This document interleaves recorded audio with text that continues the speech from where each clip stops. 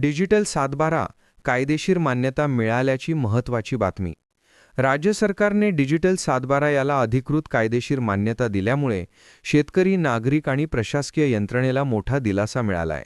आता महसूल विभागाच्या अधिकृत संकेतस्थळावरून किंवा मोबाईल ॲपद्वारे मिळणारा डिजिटल सातबारा उतारा सरकारी व्यवहारांसाठी ग्राह्य धरला जाणार आहे. यापूर्वी सातबारा मिळवण्यासाठी तलाठी कार्यालयात वारंवार फेऱ्या माराव्या लागत होत्या. मात्र डिजिटल सातबाऱ्यामुळे ही प्रक्रिया आता सोप्या, पारदर्शक आणि वेळेची बचत करणारी ठरली आहे.